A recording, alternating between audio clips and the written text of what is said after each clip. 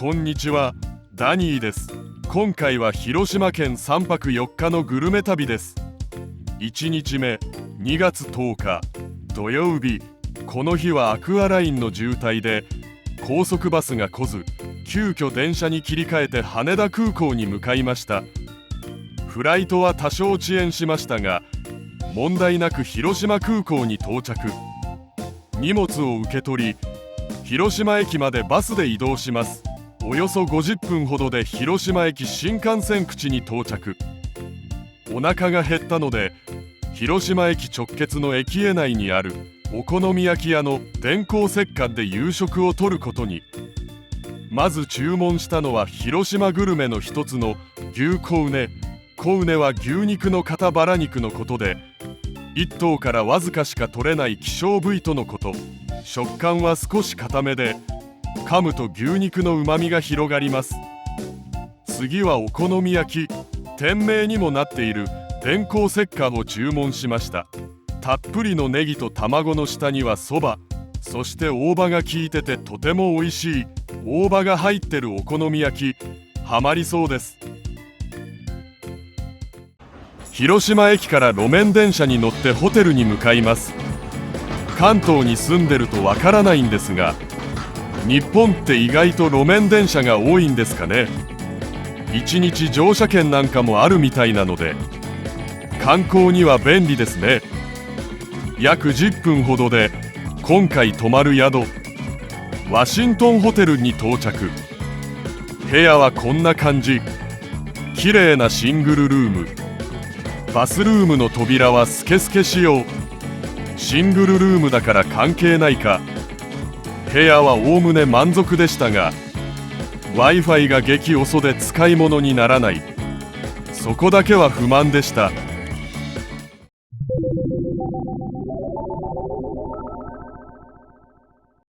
2日目、2月11日日曜日。まず宮島観光をする予定のため、早めにホテルを出発しました。電車で広島駅から宮島口駅まで約30分移動し、宮島口駅到着後は歩いて宮島行きのフェリー乗り場へ向かいました。フェリーは2社が運行しており、料金は同じです。交通系 IC カードが使えて便利でした。フェリーで約10分移動して宮島に到着。フェリー乗り場は宮島桟橋といいます。早速1頭の鹿が休んでいるのを撮影しました。宮島の鹿は厳島神社の神主とされており、島内には約500頭が生息しているそうです。観光客にとっても人気の存在で、島のあちこちで見かけることができます。厳島神社に向かって徒歩で移動する途中、宮島カレーパン研究所によってカレーパンを食べました。少し歩くと名物の海面の鳥居が見えてきました。海にポツンと佇む鳥居は美しかったです。厳島神社に参拝しようと思いましたが、行列ができていたので諦め、外から撮影するだけにしました。その後、もみじ堂本店で揚げもみじを食べました。揚げもみじは宮島名物のもみじまんじゅうに衣をつけて油で揚げたもので、外はカリッと中はふんわりとした食感が特徴です。串に刺さっているので、歩きながらでも食べやすいのが魅力です。さらに鳥居のクッキーが乗ったかわいいソフトクリームも楽しみました。その後、お好み焼きまとちゃんで宮島発祥の一口サイズの揚げたお好み焼き、揚げおこを食べました。一通り宮島で食べ歩きを楽しんだ後、宮島桟橋に戻り、フェリーで宮島口に戻りました。宮島観光を終えた後は電車で呉に移動しました。呉ではハイカラ食堂でカレーを食べました。入り口にはゲーム艦隊コレクションの総流というキャラクターの看板が飾ってありました。本当は総流カレーが食べたかったのですが、売り切れでした。代わりに旧軍港呉市に伝わる海軍グルメを楽しむことができました。店内は潜水艦を模した特別な空間で、非日常的な雰囲気を味わいながら食事を楽しむことができました。カレーを食べた後は鉄のクジラ艦に移動し、展示潜水艦の秋潮に入りました。その後大和ミュージアムに移動し、巨大な戦艦大和の模型や戦闘機などを見学しました。夕方には船に乗って自衛隊の護衛艦を見学するツアーに参加し、たくさんの護衛艦や潜水艦が港に泊まっているのを見学しました。呉を後にして広島に戻り、夕飯はお好み焼きみっちゃん総本店で取りました。前日とはまた違うタイプのお好み焼きで、そばがたっぷりでボリューム満点、ソースの風味がよく、味のバランスがとても良かったです。夕食後はホテルに帰って就寝しました。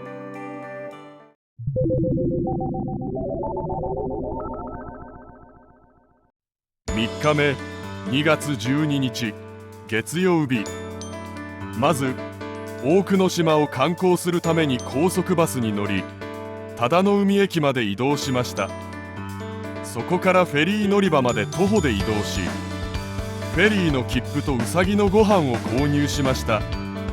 大久野島は約500、600羽のうさぎが生息しているうさぎ島として知られています。戦前、この島で毒ガスの実験が行われていた際に、実験用に飼われていたウサギが放たれたことが始まりとされています。その後、1971年に地元の小学校で飼われていた8羽のウサギが放され、繁殖したという説が有力だそうです。ピンク色の可愛らしいフェリーで大久野島に移動しました。島に着くとそこら中に可愛いウサギがいて、ご飯をあげたり可愛いお尻を眺めたりして堪能しました。大久野島には昔毒ガスを製造していたという一面もあります。今でも放棄された施設がいくつか残っており、毒ガス貯蔵庫跡を見学しました。戦後に火炎放射器で中にあったものを処分したため、中は黒く焦げていました。また発電所跡も見学し、朽ちてはいましたが外観は生々しく残っていました。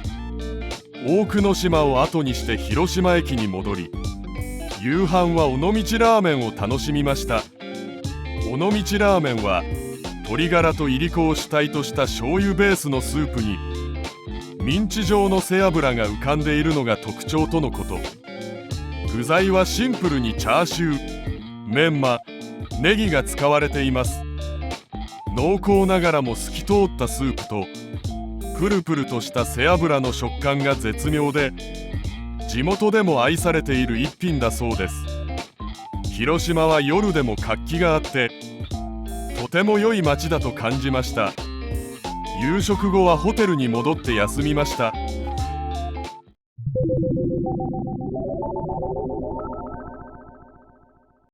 4日目、2月13日火曜日。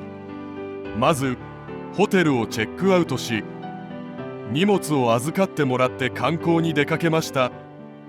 昼食は広島グルメの汁なし担々麺を食べるため、中華そば国松へ向かいました。汁なし担々麺はピリ辛のタレとたっぷりのネギ、ひき肉が絡み合う絶品の一品です。昼食後は広島城跡へ行き、天守閣や護国神社を見学しました。公園内には被爆樹木がいくつかあり、原爆の爆心地から近かったにもかかわらず、今でも残っているのがとても印象的でした。次に原爆ドームを見学しました。原爆ドームは1945年の原爆投下によって破壊された建物の一部で、世界の平和を訴える平和記念碑として保存されています。その後、折り鶴タワーに行きました。折り鶴タワーは2016年に原爆ドームの隣にオープンした新しい観光名所。13階建てのこのタワーには、広島の街並みを一望できる展望台、広島の丘があります。展望台からはほぼ焼け野原だった地がここまで復興しているのを実感でき、とても感動しました。またタワー内には折り鶴広場があり、折り鶴を折って折り鶴の壁に投げ入れることができます。この壁は平和への願いを込めた折り鶴で埋め尽くされています。折り鶴タワーからは爆心地となった場所を見ることができます。爆心地には当時病院があり、今では別の病院が建っています。展望台の後はタワー内で折り鶴を作り、折り鶴の壁に平和への願いを込めて一羽投下しました。これで広島の旅は終わりです。広島の美味しい料理や歴史的な場所をたくさん楽しむことができました。さて、これで47都道府県中28都道府県達成。制覇まで頑張っていきます。